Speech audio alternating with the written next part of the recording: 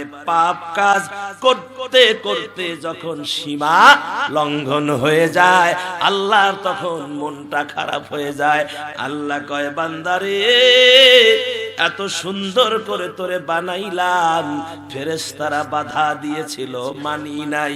লাকাদ খলাকনাল ইনসানা ফি আহসানি তাকওয়িম, সুন্দর করে বানাইলাম, ওরে বান্দা তুই আমার নাফরমানি করিস, ওরে বান্দা আমি আল্লাহ তোমাকে এত সুন্দর করে বানাইছি বান্দারে, আমি আল্লাহ চাই না তোমারে জাহান্নামে দিতে, বিধায় বান্দারে সীমা লঙ্ঘন করবি না। সীমা লঙ্ঘন করলে কি হয়? আল্লাহর মন খারাপ হয়ে যায়। 2 নম্বরে দুনিয়ার প্রতি ভালোবাসা বৃদ্ধি হলে, দুনিয়ার প্রতি যারা ভালোবাসাটা বৃদ্ধি করে দেয়, দুনিয়াকে যারা ভালোবাসে আল্লাহর মন খারাপ হয়ে যায় তাদের প্রতি। 3 নম্বরে অন্যায় ভাবে কাউকে হত্যা করলে আল্লাহর মন খারাপ হয়ে যায়। অন্যায় ভাবে যদি কাউকে হত্যা করা হয় আল্লাহর কি খারাপ হয়? মন খারাপ হয়। আর আমার ভাইয়েরা ন্যায় ভাবে যদি, যেহেতু কোরআনে আছে কতলের বদলে কতল, হত্যার বদলে হত্যা, চোখের বদলে চোখ, হাতের বদলে হাত, পায়ের বদলে পা, জানের বদলে জান, কথা বলে ঠিক কিনা? এটা আছে, কিন্তু সেটা ন্যায় হতে হবে, কোরআন মাফিক হতে হবে।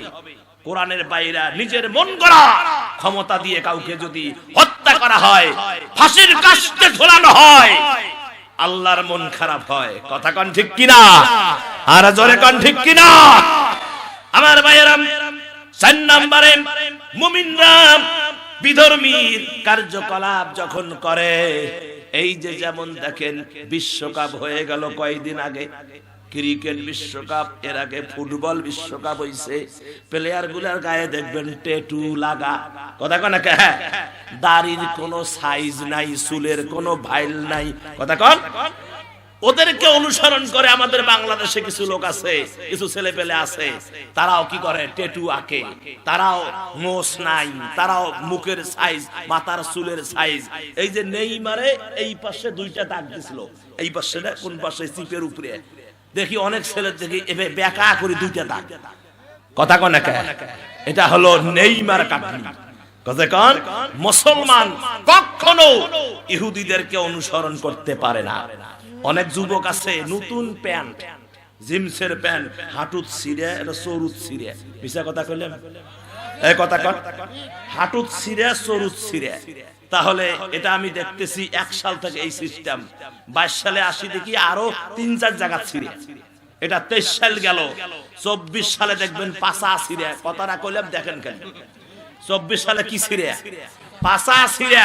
25 সাল আসবে, বাংলাদেশ হবে স্মার্ট বাংলাদেশ, তখন দেখবেন সামন ছিঁড়ে। আসেন কে? এগুলা আমাদের কপাল।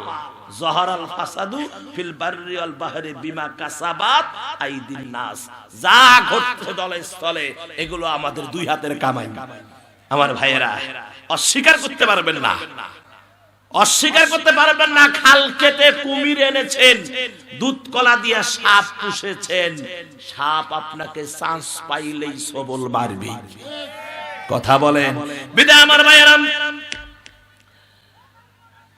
আল্লাহ রাব্বুল আলামিনের হাবিব বলেছেন 4 নম্বরে মুমিনরা যখন বিধর্মী কার্যকলাপ করে আল্লাহর তখন মনটা খারাপ হয়ে যায়।